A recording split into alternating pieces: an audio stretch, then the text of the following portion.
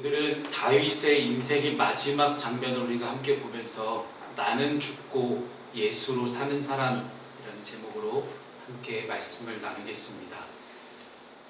저는 여러분들이 인생을 살아가면서 꼭 외우셨으면 하는 그런 말씀 한 구절이 있습니다.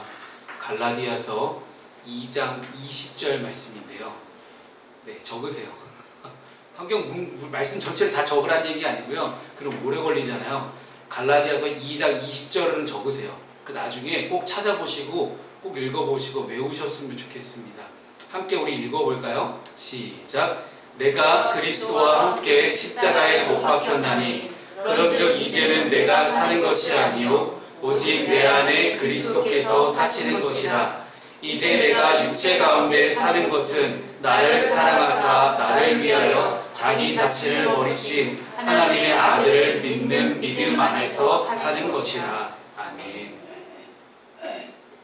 저랑 예수님의 사람 제자훈련을 하신 집사님들은 다 기억하실 겁니다. 계속 제가 외우라고 말씀드렸던 부분인데요. 그리스도인의 삶에 있어서 핵심 가치가 뭐냐라고 물어본다면 그건 바로 나는 죽고 예수는 살고입니다. 내 자아가 여전히 죽지 못하는 이유는 내 힘으로 살아가는 것이 내 안에 예수가 살아계셔서 내 삶을 이끌어 주시는 것보다 내 인생에 더 유익할 거라고 생각을 하는 거예요. 즉 예수님을 따라 살아가는 것보다 그냥 내 마음대로 사는 게 더 좋아 보이는 그런 인생으로부터 우리가 벗어날 필요가 있습니다. 근데 그 벗어나는 거 참 쉽지 않거든요. 교회를 다니면서 신앙적으로 결단한다는 것이 바로 그런 내용이에요. 그런데 우리가 억지로 하나님을 떠나 있는 길에서 하나님 쪽으로 돌이키려는 게 참 쉽지 않습니다. 왜냐하면 내 마음속에는 여전히 죄를 짓고 싶어하는 마음이 있기 때문이에요. 그래서 억지로 내가 죄를 없애려고 노력하기보다는 하나님을 더 가까이 하고 노력하면 노력할수록 이 죄는 자연스럽게 사라지게 되어 있습니다. 어둠이 있어도 빛이 비추면 어둠은 사라집니다. 어둠을 몰아내려고 열심히 노력을 해봤자 어둠은 손에 잡히지 않기 때문에 아무리 휘저어도 어둠은 사라지지 않아요. 그러나 빛이 비추면 어둠은 사라집니다.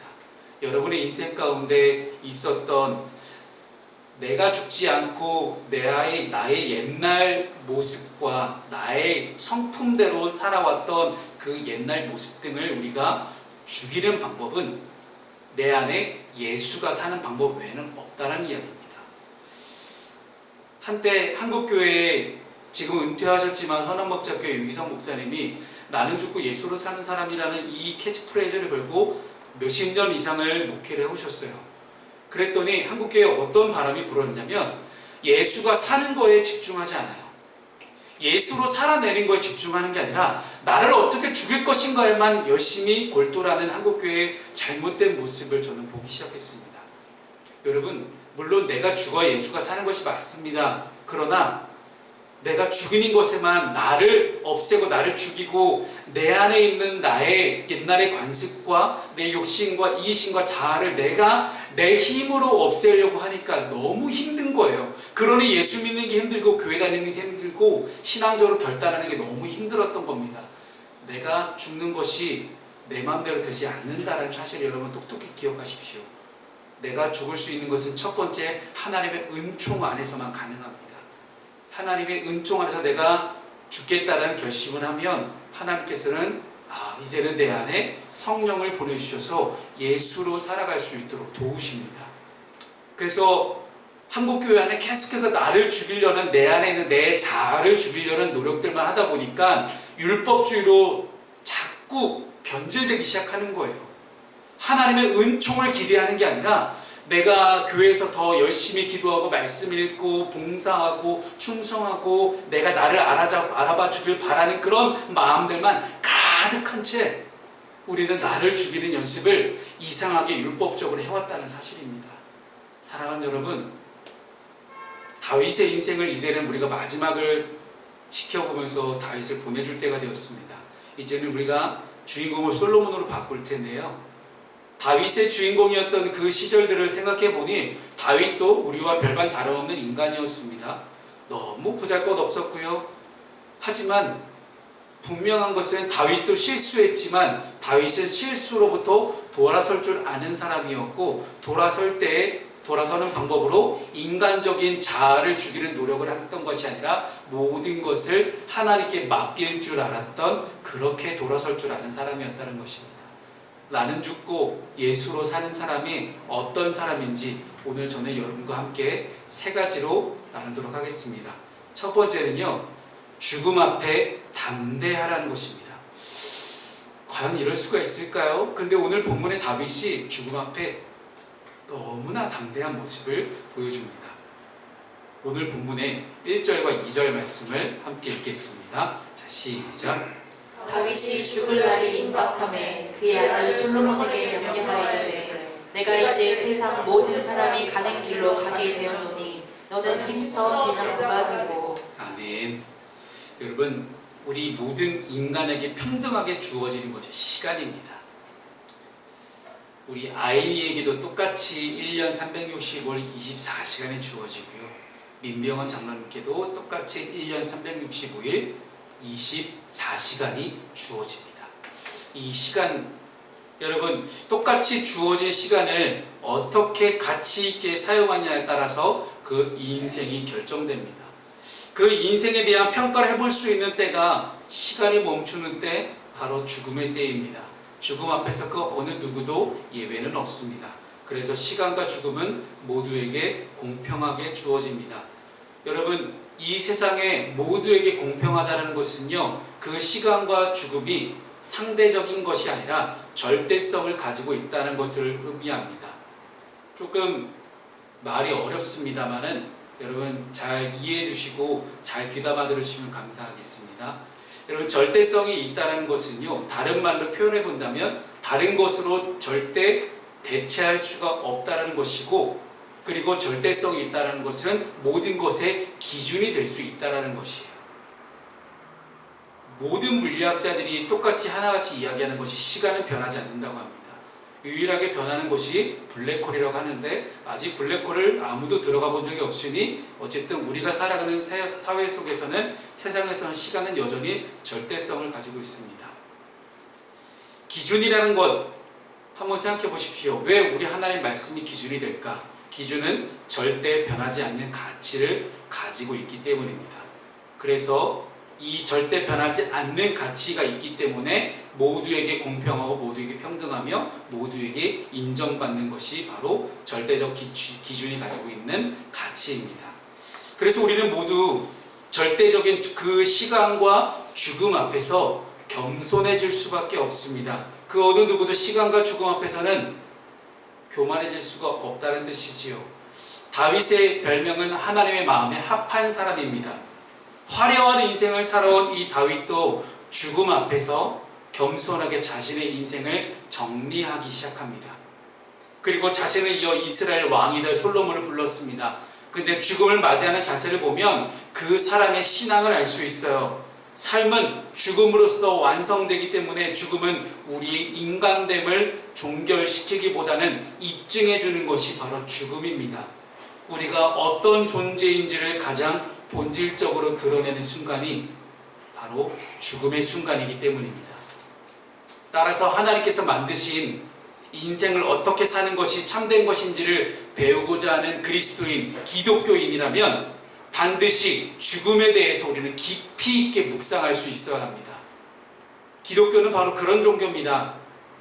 삶과 죽음, 너무나 어렵죠. 그런데 이런 삶과 죽음이라는 어려운 문제에 대해서 피하거나 외면하지 않고 맞닥뜨린 채 충분히 묵상하는 종교가 바로 기독교라는 종교입니다.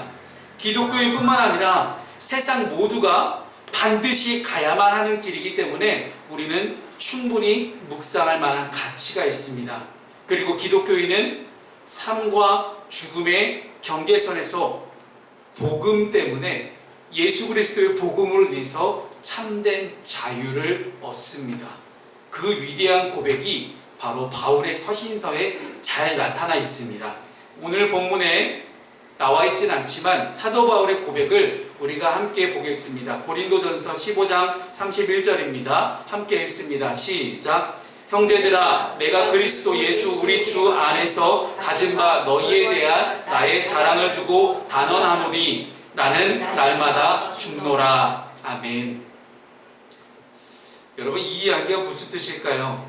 바울은 고린도 교회 성도들에게 편지하면서 자신이 날마다 죽는다라고 고백합니다.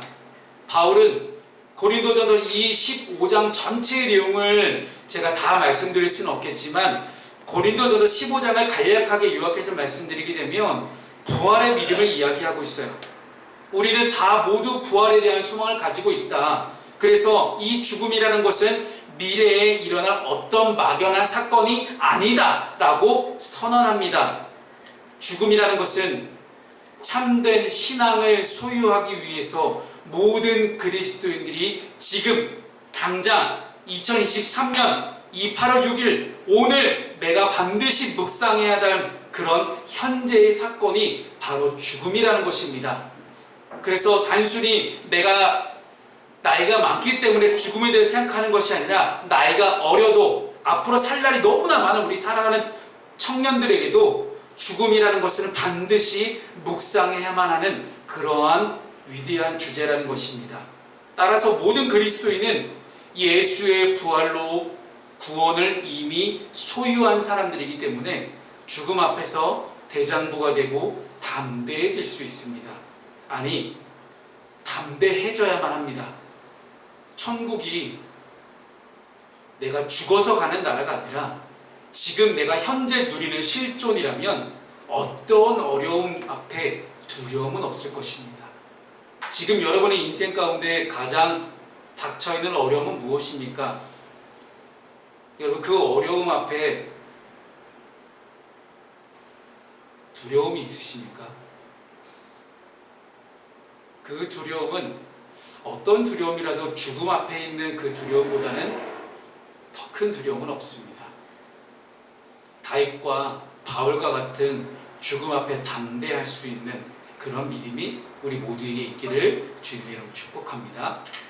우리 두 번째는요, 구원을 완성하라는 것입니다. 오늘 본문에 조금 길지만 3절과 4절 말씀이 굉장히 중요한 말씀입니다. 함께 읽습니다. 시작. 저는 내 하나님 여호와의 명령을 지켜 그 길로 행하여 그 법률과 계명과 율례와 증거를 모세의 율법에 기록된 대로 지키라. 그리하면 내가 무엇을 하든지 어디로 가든지 형통할지라. 여호와께서 내 일에 대하여 말씀하시기를 만일 내 자손들이 그들의 길을 삼가 마음을 다하고 성품을 다하여 진실이 내 앞에서 행하면 이스라엘 왕 위에 오를 사람이 내게서 끊어지지 아니하리라 하신 말씀을 확실히 이루게 하시리라. 아멘. 자, 아멘 해볼까요? 아멘. 아멘. 좀 더 소리 내서 해보실까요? 아멘. 아멘. 우리 뒤에 계신 우리 두 자매님 목소리가 안 들려서 새까만 옷 입으신 두 분. 네. 새까만 옷 두 분밖에 안 계세요. 정말 아멘이십니까? 아멘. 예, 소리 내서. 네. 아멘. 아멘. 소리 내서. 네. 그래야 안 졸려요. 제가 왜 이 말씀을 가지고 계속해서 아멘 하자고 이야기하는 거냐면요, 성경 전체를 통틀어서 흐르는 가장 중요한 메시지예요. 구약부터 신약까지 지금 우리에게도 가장 중요한 말씀이 바로 이 말씀입니다. 다윗은 솔로몬에게 모세의 율법을 잘 지키면 무엇을 하든지 어디를 가든지 범사에 형통할 수 있다라고 전하고 있습니다. 너무 좋지 않나요? 여러분, 다시 한번 얘기해 볼게요. 정신 차리고 들으세요. 자, 요한아, 네가 뭘 하든지 다 잘 돼. 너무 좋지. 시험도 무조건 한 방에 다 붙고 어디를 가든지 늘 안전하게 다니고 절대 앞으로 쓰러질 일도 없어. 너무 좋아, 그치? 그런 거예요. 뭘 하든지 다 잘 돼요. 근데 이 잘 된다는 게 여러분 기억해 보십시오. 생각을 해봐야 되는 게 누구의 입장에서 잘 되는 걸까요? 내 입장에도 잘 되는 걸까요? 그럼 내가 원하는 대로 다 되는 걸까요? 그러면 우리 하나님을 램프에 지니기가 맞을 것 같습니다. 그렇진 않아요. 형통하다는 것은요, 다른 말로 이야기해보면 형통하다는 것은 하나님의 뜻이 내 삶 가운데 그대로 이루어지는 것이 형통하다는 거예요. 이해가 되시죠? 즉, 요한아, 방금 얘기했던 대로 너무 좋은 그런 순간들, 근데 그게 하나님의 뜻이면 맞아요. 하나님의 뜻이면 그대로 이루어지는 게 맞는데 그 앞에 전제 조건이 달려 있어요. 모세의 율법을 잘 지키면, 즉 우리가 하나님 말씀을 잘 읽고 묵상하고 말씀대로 살아가면 무엇을 하든지 어디를 가든지 형통한 인생을 살 수 있다, 그 얘기예요. 근데 여러분, 이 내용은 다윗이 처음 말한 게 아닙니다. 출애굽 이후에 애굽을 탈출해서 광야를 떠도는 사건이 있었죠. 광야를 떠도는 동안 모세와 여호수아라는 두 지도자가 지나갔습니다. 그리고 모세와 여호수아가 똑같이 언급했던 말씀이 이 말씀이에요. 그래서 신명기 19장 9절 그리고 여호수아서 22장 5절에도 이 모세와 여호수아라는 두 위대한 지도자가 자신의 인생의 마지막 부분에 이스라엘 사람들에게 건넸던 유언의 내용이 바로 오늘 본문의 3절과 4절의 내용과 똑같다는 것입니다. 즉, 한 세대가 끝나고 다음 세대로 넘어가는 그 과도기에 한 세대를 살아갔던 어른들이 다음 세대들에게 가장 중요하게 강조하고 싶었던 부분이 바로 이 부분이었다는 거예요. 그렇다면 지금 우리가 다음 세대를 살아가는 우리의 자녀들에게도 반드시 전해야 될 말씀이 바로 이 말씀이라는 것입니다. 앞으로 솔로몬 개인의 삶뿐만 아니라 이스라엘 국가 전체의 공동의 삶 역시 말씀이 기준이 되어야 된다는 말씀입니다. 우리가 첫 번째 함께 나눴던 말씀에서 시간과 죽음이 절대적 가치가 있다고 말씀드렸습니다. 그 가치는 고작 이 피조물 세계에서 적용되는 가치예요. 그런데 모든 시간과 장소를 통틀어 차원을 넘어서 유일하게 절대적인 가치는 오직 하나님의 말씀임을 믿으시기 바랍니다. 아멘. 그래서 풀은 마르고 꽃은 시드나, 즉 시간은 흐르나 우리 하나님의 말씀은 영원히 썩지 않는다. 주의 말씀은 영원하다 라고 우리 성경이 우리에게 말씀해주고 있습니다. 하나님은 피조세계를 말씀으로 창조하셨고 지금도 여전히 말씀으로 이 세상을 다스리고 계십니다. 그렇다면 당연히 우리는 오직 하나님의 말씀을 내 삶의 기준으로 삼고 살아가야 됩니다. 어느 시대는 막론하고 기준이 무너지면 세상은 혼돈에 빠집니다. 어느 조직과 공동체, 가정이든지 어느 곳이든지 두세 사람이 모인 그 곳에서 기준이 무너지게 되면 항상 혼돈에 빠지게 됩니다. 카오스가 확 찾아오게 되죠. 이상하게 왜 내 삶이 이렇게 힘들고 어렵지? 내 자녀들이 왜 이렇게 내 마음대로 잘 안 될까? 하는 그런 내 가족들은 왜 나랑 이렇게 다르지? 왜 자꾸 나는 누구랑 자꾸 다투게 되지? 하는 그런 마음이 드신다면 내 삶의 지금 기준은 무엇인가를 다시 한번 점검해 볼 수 있기를 바랍니다. 그래서 잠언 29장 18절 말씀에 그렇게 이야기합니다. 묵시가 없으면 백성이 방자히 행하거니와 율법을 지키는 자는 복이 있느니라 라고 말씀합니다. 무슨 얘기냐면 이 묵시에 대해서 영어 성경은 비전이라고 이야기를 해요. 즉 하나님의 말씀하심, 하나님의 인도하심, 하나님의 보여주심, 이 비전이 하나님이 말씀하시는 것이 말씀이 내 삶에 없으면 백성이 지 멋대로 산다는 거예요. 그러나 말씀을 지키며 살아가는 모든 사람에게는 하나님이 복이 주어진다라고 이 잠언 말씀 우리 이야기합니다. 그래서 우리가 하나님의 이 말씀을 기준으로 삼아서 인생을 살아가야 하는 이유는 하나님이 축복이 이 가문과 자손 대대로 이어지기 때문이에요. 이스라엘은 가문으로 내려가는 축복이 있습니다. 한 사람의 신앙을 유산으로 물려줌으로써 그 가문이 대대로 축복을 받게 되는 그런 은혜가 있다라는 거예요. 아니 이거 족보 하나 그러나들이 이 족보만 쳐다보고 있으면 어떡하십니까? 여러분 말씀을 들으세요. 이 족보에 이 사람 이름이 중요한 게 아니에요. 제가 이거를 왜 여러분께 보여드리는 거냐면 아브라함부터 이삭, 야곱, 요셉으로 이루어지는 이 믿음이 단순히 어떤 혈연 관계를 넘어서 영적인 축복의 계보였다는 거예요. 그래서 오늘 다윗은 솔로몬의 자손 역시 삶과 마음을 다하고 성품을 다하여 진실하게 여호와 앞에서 행하면 이스라엘 왕위에 오를 사람이 끊어지지 않을 것이라는 언약, 하나님의 약속을 분명하게 전합니다. 이 언약은 다윗이 받은 거예요. 하나님과 다윗 사이에 있었던 약속을 솔로몬이 알 길이 없잖아요. 그런데 다윗은 그 언약을 약속을 알기 때문에 정말로 하나님께 충성하며 하나님의 말씀을 잘 지키며 살아왔습니다. 그래서 그것은 다윗의 신앙이에요. 그러나 가문의 신앙을 다윗은 철저하게 세우기 위해서 아들 솔로몬에게도 아들아, 내가 하나님과 맺었던 약속이 이거란다. 그런데 나는 이 약속이 내 대에서 끊어지지 않고 너의 대 이후까지 계속해서 이어지길 바란다. 이것이 바로 하나님의 약속이다 라는 것들을 분명하게 이야기하고 싶었습니다. 그리고 이 말씀을 결국 다윗의 후손에서 누가요?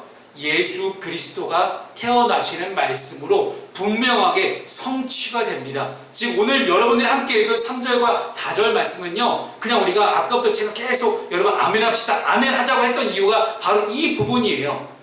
하나님은 절대로 헛된 말, 지나가는 말을 하지 않으시는 분이십니다. 모든 약속을 다 지키시는 하나님이십니다.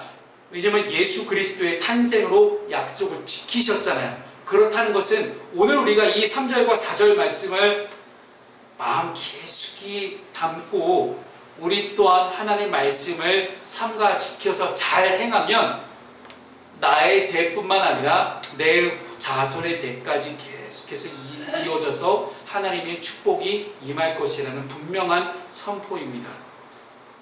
지금 내가 예수를 잘 믿는다고 내 믿음으로 내 후손들이 자동으로 구원받지는 못합니다.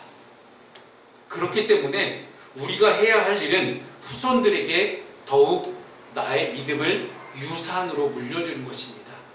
내가 물려줄 유일한 유산은 믿음 외에는 없음을 여러분 함께 고백할 수 있기를 바랍니다. 다윗은 솔로몬에게 유언하면서 하나님이 지키신 약속하신 말씀을 힘써서 지켜 행할 것을 말씀합니다. 힘써서. 하나님이 이미 약속하셨다. 그러니 힘써 지키려고 내가 노력하지 않아도 모든 것이 저절로 이루어질 거라고 생각해서는 안 됩니다. 어떻게 되겠지? 안 됩니다. 왜냐하면 모세와 여호수아가 그렇게 유언을 남겼던 이유는 가나안 땅의 악함을 알았기 때문에 말씀에 대해서 순종을 강조했던 거예요. 똑같습니다. 우리 또한 지금 이 땅을 보십시오. 내 마음을 약하게 만드는 공중권세자는 사탄의 모든 유혹과 속삭임이 얼마나 강합니까? 그 모든 사탄의 유혹과 속삭임으로부터 내가 맞서서 넉넉히 이기기 위해서는요, 말씀을 힘써서 지켜야 되는 것이 바로 지금 우리에게 필요하다는 거예요. 적당히가 아니에요. 적당히 싸워서는 이길 수가 없다라는 거예요. 힘써서 내가 지켜야만이 내가 비로소 사탄의 모든 유혹과 속삭임으로부터 이겨나갈 수 있다는 것입니다. 하나님은 언제나 하나님의 약속을 혼자 이행하진 않으십니다. 하나님 만드신 사람과 함께 하십니다. 그리고 그 사람의 순종하는 모습을 기뻐하십니다. 우리가 하나님의 말씀을 교회와 가정과 직장과 학교에서 지키려고 어떻게든 이 말씀대로 살아내보려고 힘써서 분투하는 그 모습을 하나님 너무나 기뻐하십니다. 하나님의 기쁨이 되는 삶을 살아가며 가문의 축복을 받는 우리 모든 형통한 인생을 살아가는 저와 여러분 되시기를 주님 이름으로 축복합니다. 아멘. 네, 크게 해줘. 아멘.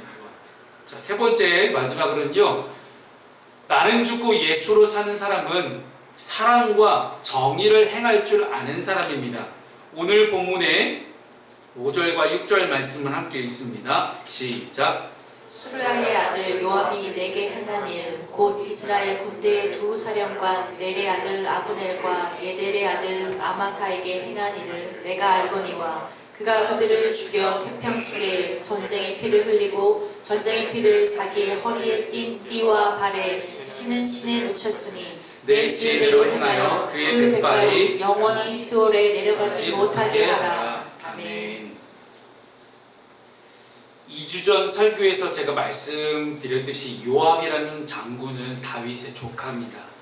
요압은 그동안 수많은 전쟁에서 승리를 해왔고 이스라엘 나라를 건국하는 데 큰 공을 썼기 때문에 어떻게 보면 개국공신이에요.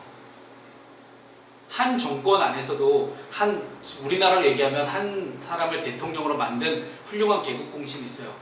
그러면 엄청나게 대우를 잘해주겠죠. 그런데 이 요압이라는 사람이 개국공신이긴 하지만 다윗 왕의 뜻과는 상관없이 본인 마음대로 그냥 내 마음대로 하는 경우가 너무나 많았어요. 가장 심각했던 경우는 여러분 우리가 함께 말씀을 읽었듯이 다윗의 아들 압살롬을 죽이지 말아달라는 다윗의 청을 그냥 깡그리 무시해버립니다. 그리고 오늘 5절이 말씀한 대로 이스라엘 군대의 사령관이었던 아브넬과 아마사를 죽여서 굳이 죽일 필요가 없는데 굳이 지 마음대로 죽여가지고 이스라엘의 평화로운 시대에 전쟁의 피를 흘렸습니다. 이제 다윗은 머릿속으로 다음 시대를 생각해야 될 때예요. 다음 세대를 생각해야 되는 다윗의 입장에서 이 요압의 존재는요 아들 솔로몬에게 너무나 위협적인 인물이 될 수밖에 없었습니다. 따라서 솔로몬에게 지혜롭게 행동하여 그로 하여금 백발이 성성하게 살다가 평안하게 수올 가운데 내려가지 못하게 하도록 당부합니다. 여러분 스올에 내려간다는 것은 예전에 우리가 몇 년 전에 우리 신집사님께서 질문하셔서 제가 설명을 수요일날 드렸던 기억이 나는데요. 스올이라는 것은 지금 우리로 얘기하면 가장 쉽게 여러분 설명을 드리면 약간 지옥의 개념이거든요. 근데 히브리 사람들의 머릿속에 있는 지옥의 개념이 우리랑 좀 달라요. 그러니까 히브리 사람들의 머릿속에 있는 스올이라는 곳은요 어떤 물리적인 공간, 지리적인 공간을 의미하는 게 아닙니다. 우리는 지옥이 저 땅속에 있어가지고 잘못하면 죄 지으면 그 지옥에 떨어진다고 얘기하잖아요. 근데 그거는 머릿속에 사람들이 이해하기 쉽게 설명하려고 천국과 지옥을 나눠서 생각한 것이고요. 실제로 히브리 사람들 머릿속에 천국과 지옥은 종이 한 장쯤 그냥 살짝 넘어가면 천국이고 살짝 넘어가면 지옥이에요. 여러분 그렇게 생각하시면 좋을 것 같고요. 자, 여기서 모든 걸 다 얘기할 수는 없겠지만 스올이라는 것은 사람의 눈에 보이지 않는 그런 감추어진 곳, 사람들에게 눈에 띄지 않는 곳, 그래서 모든 것이 차단된 곳이라고 이해하시면 되겠습니다. 근데 사실 이건 영적인 개념이긴 해요. 그래서 스올이 물리적인 개념, 지리적인 개념은 아니기 때문에 일반적으로 이스라엘 사람들은 부활에 대한 신앙을 갖고 있었어요.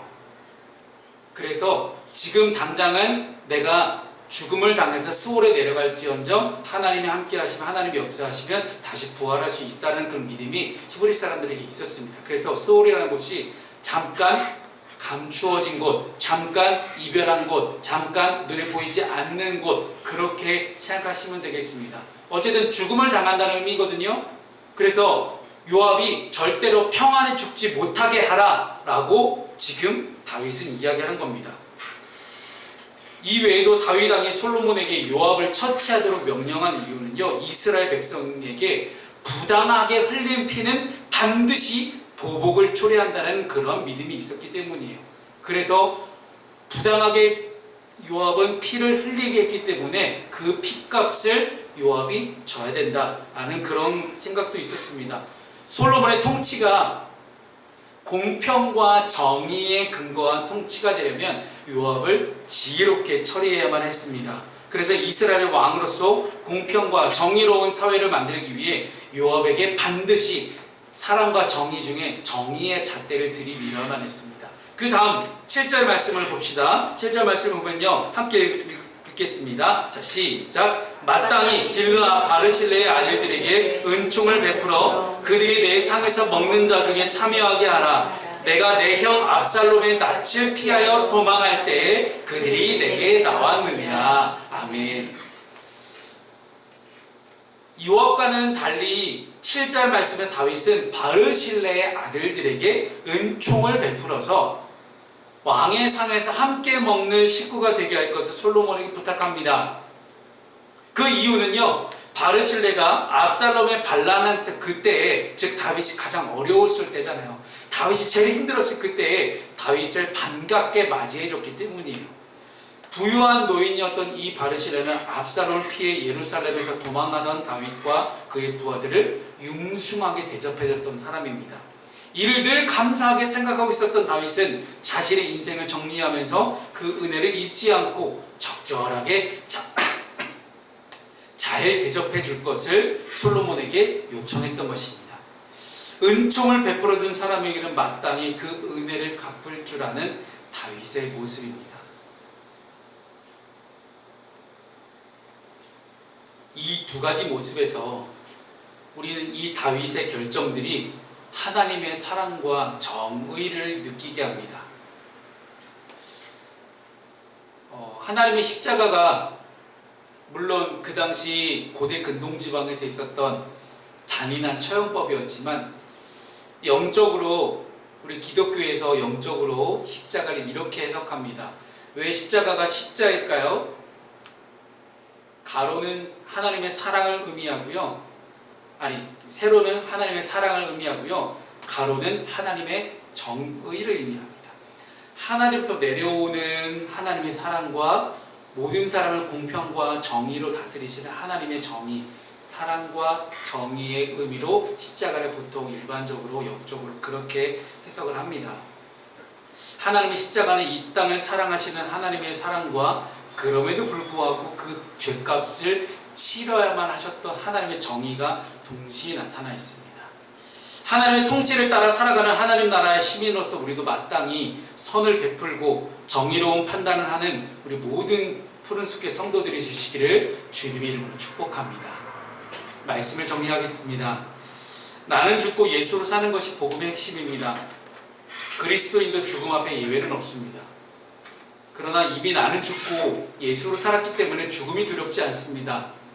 장례식장을 제가 갈 일이 참 많습니다. 목사로 살아가다 보니 장례식장을 늘 참 많이들 가게 되는데, 장례식장에 가면 그곳의 분위기를 통해서 신앙의 깊이를 알 수 있습니다.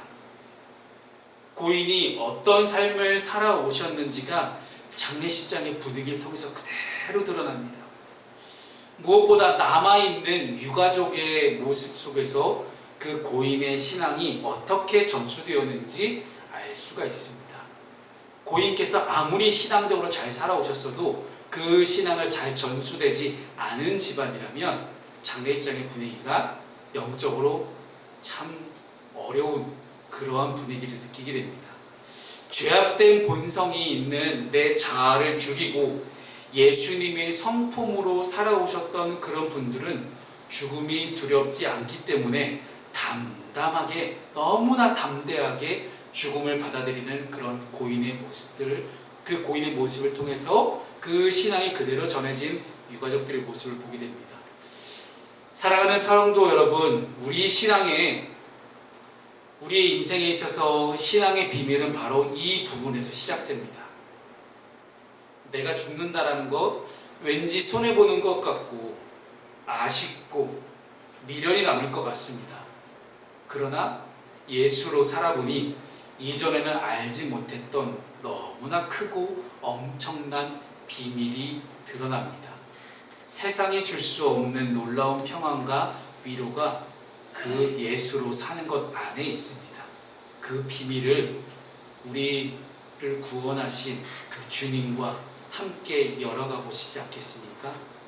그렇게 믿음으로 고백하며 나아가는 이 8월달 한 달이 되시기를 주님의 이름으로 축복합니다.